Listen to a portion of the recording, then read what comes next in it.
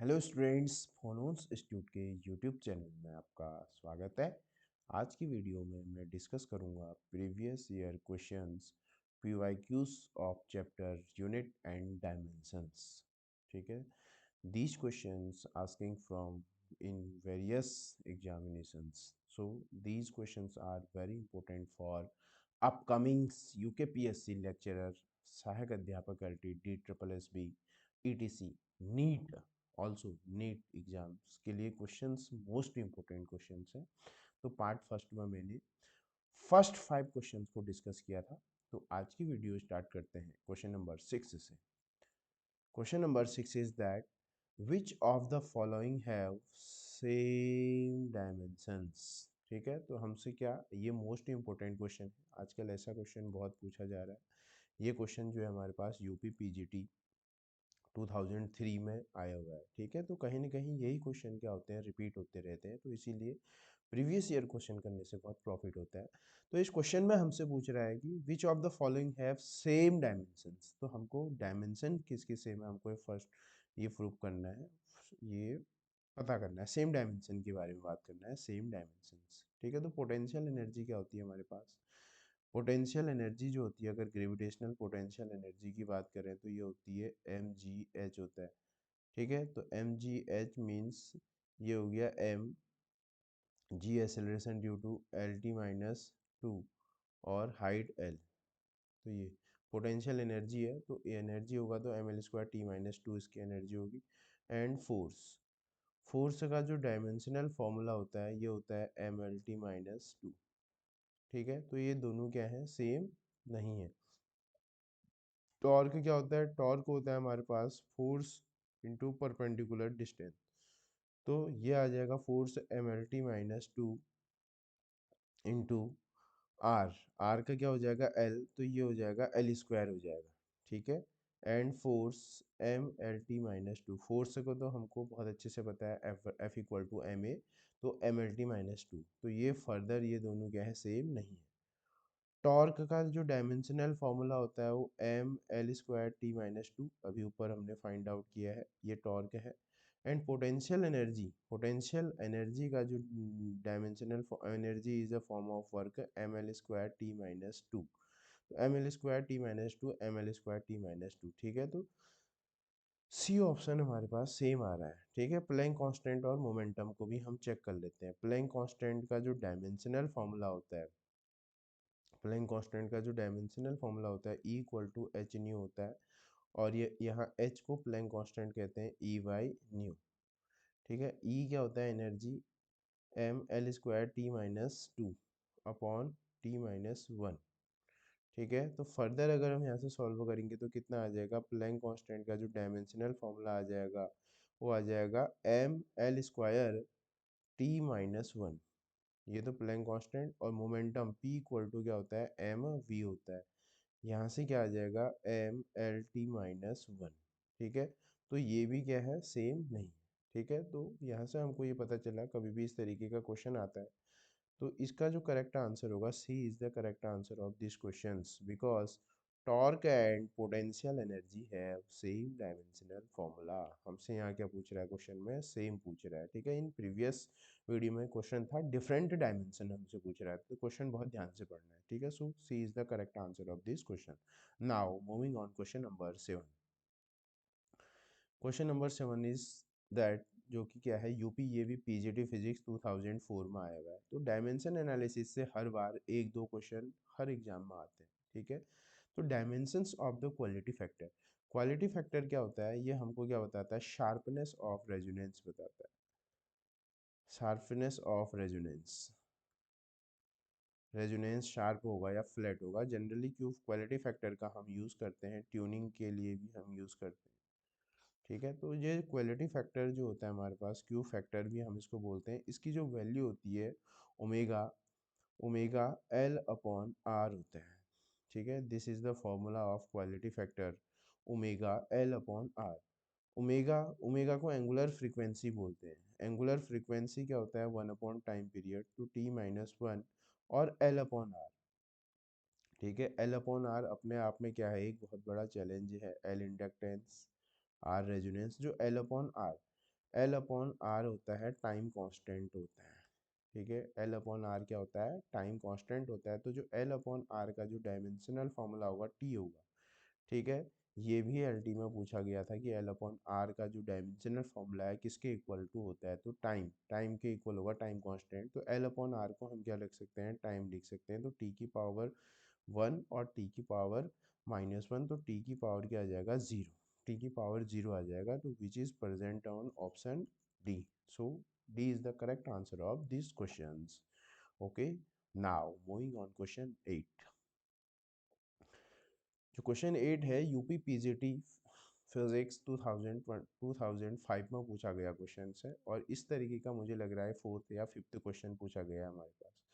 If force F, length L and time T are, ठीक है, presume to be the fundamental units. Generally जो हमारे पास जो fundamental units होती है मास, लेंथ, टाइम होता है, बट इस क्वेश्चन में हमको बोल रहा है फोर्स, लेंथ और टाइम को आप क्या लीजिए, फंडामेंटल क्वांटिटीज लीजिए, then the dimensional formula of the mass will be, ठीक है। तो हम यहाँ पर मैंने क्या बोला था, यहाँ मैंने फर्स्ट वीडियो में मेथड 1 और मेथड 2 बताया था। मेथड 2 प्रैक्टिस, अगर आप लोगों की प्रैक्टिस बहुत बेहतरीन है, बहुत अच्छी लेवल की है, तो आप प्रेफर कर सकते हैं मेथड 2 के लिए। हमको डायमेंशनल फॉर्मूला आप ये बता रहा है, तो हम जानते हैं, we know that F equal to M a जानते हैं, ठीक है। तो F तो आ गया, अब हमको क्या करना है, L और T लेके आना है। तो इसलिए M को हम रिप्लेस कर देते हैं। ए एसेलरेशन, एसेलरेशन क्या होता है, वेलोसिटी अपॉन टाइम, तो इसको हम वेलोसिटी अपॉन टाइम से रिप्लेस कर सकते हैं, ठीक है। तो L भी आ गया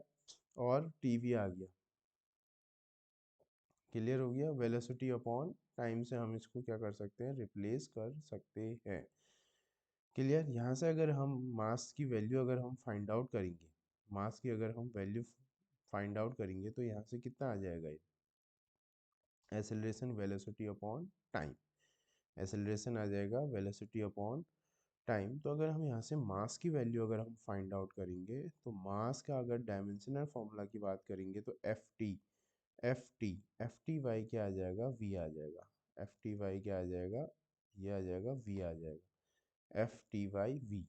और वी का जो डायमेंशनल फॉर्मूला होता है हमारे पास, एफ तो एफ ही रहने दो, है ना, और टी को इस तरीके से रहने देते हैं, और इसको ले जाते हैं L t-1, इसका हम डायमेंशनल फॉर्मूला लिख देते हैं L t-1। तो जो करेक्ट आंसर होगा हमारे पास, इसको थोड़ा सा और सिंप्लीफाई कर लेते हैं। तो जो मास का जो हमारे पास फॉर्मूला आएगा, क्योंकि एफ का formula, dimensional formula as it is लिखना है, तो एफ को एफ ही रहने देते हैं, और इस एल की पावर -1, ठीक है, एल की पावर -1 और टी की पावर क्या आ जाएगा, 2 आ जाएगा। क्या आ जाएगा, एफ एल की पावर -1 और टी की पावर +2, ठीक है। तो देखते हैं ऐसा कोई ऑप्शन में प्रेजेंट है या नहीं है। एफ एल की पावर -1, एफ एल की पावर -1 टी की पावर 2, ठीक है, एफ एल की पावर -1 टी की पावर 2, तो which is present on option B, ठीक है। So the correct answer of this question is B is the correct answer of this question, ठीक है। तो आपके पास दोनों मेथड है, या तो आप डिटेल मेथड से भी जा सकते हैं, और इस शॉर्टकट मेथड से भी क्या कर सकते हैं, आप जा सकते हैं। तो दोनों से क्या आएगा, आंसर आएगा, ठीक है। Now moving question number 9। Question number 9 तो देखो कितनी बार एग्जाम में पूछा गया है। ये यूपी पीसीएस प्री 2003, 2005 और यूपी पीजीटी उसके बाद 2013 में क्या हुआ है, रिपीट हुआ है। तो देखो कितना इम्पोर्टेंस है प्रीवियस ईयर क्वेश्चन करने की, ठीक है। तो यही क्वेश्चंस क्या होते हैं फर्दर अपकमिंग एग्जाम्स के लिए भी क्या है, मोस्ट इम्पोर्टेंट है, ठीक। इन अब क्वेश्चन क्या कहता है, in van der Waals equation the unit of constant A A की ए का हमको क्या बताना है, हम इसको हमें यूनिट बताना है। तो यहाँ पर हमारे पास क्या आता है, कॉन्सेप्ट आता है। Concept is very important. Concept होता है हमारे पास physical quantity, physical quantity have same unit, same unit can be added और सबट्रैक्टेड, ठीक है ना। वही फिजिकल क्वांटिटी क्या हो सकती हैं, ऐड और सब्ट्रैक्ट कर सकते हैं जब उसकी यूनिट क्या होगी, सेम होगी। तो हमको यहाँ पर ए का यूनिट पूछ रहा है, तो यहाँ देखो पी में यहाँ क्या हो रहा है, p plus a upon V square. इसका मीन ये हुआ कि p में a अपॉन वी स्क्वायर ऐड हो रहा है। इसका मीन्स ये हुआ कि जो प्रेशर का ये जो यूनिट होगा वही किसका unit is same, the unit of pressure is same as that of unit of A upon V square. Getting? तो नाउ यहाँ से हमको एक ए के यूनिट हमको फाइंड आउट करना है, तो ए इक्वल टू आ जाएगा P V square, P V square. Getting? तो पी क्या होता है, pressure force upon area, pressure force upon area into volume का स्क्वायर। फोर्स की जो S I C G S में हमको दे रहा है, तो डाइन होगा हमारे पास, dyne upon centimetre square into centimetre cube का होल स्क्वायर, क्योंकि इसका स्क्वायर भी है। ये 3 6 हो गया और ये 2 कैंसिल 4 हो गया। तो यहाँ से जो हमारे पास जो करेक्ट आंसर आएगा, ये जो करेक्ट आंसर आ रहा है हमारे पास, ये आ रहा है, इसकी जो करेक्ट यूनिट आ रही है ए का, कि ये जो यूनिट आ रही है हमारे पास, ये डाइन डाइन इंटू सेंटीमीटर की पावर 4 आ रही है। डाइन इंटू सेंटीमीटर की पावर 4, क्योंकि यहाँ से 2 कैंसिल हो जाएगा। डाइन इंटू सेंटीमीटर की पावर 4, डाइन इंटू सेंटीमीटर की power 4 is the unit of A, dyne in, which is present on option A, which is present on option A. So the correct answer of this question is dyne into centimeter की power 4। ठीक है, तो similarly आपको क्या बोल सकता है कि the dimension of the unit of B, ठीक है, द यूनिट ऑफ बी भी एग्जाम में पूछा जा सकता है। तो यूनिट ऑफ बी आप हमको क्या करेंगे, कमेंट बॉक्स में इसका आंसर देंगे। Getting? Now question number 10। Question number 10 देखो कितनी बार पूछा गया है, यूपी पीजीटी फिजिक्स 2016 एग्जाम जो कि 2/2/2019 में हुआ था। उसके बाद यूपी पीसीएस प्री 2007, पहले 2007 में पीसीएस में पूछा गया है, उसके बाद 19 में लेक्चरर में पूछा गया है। तो ये मोस्ट इम्पोर्टेंट, इस तरीके के क्वेश्चन से हमको ये पता चलता है कि कौन से क्वेश्चन एग्जाम में आते हैं। तो question is that what is the dimensions of coefficient of viscosity eta.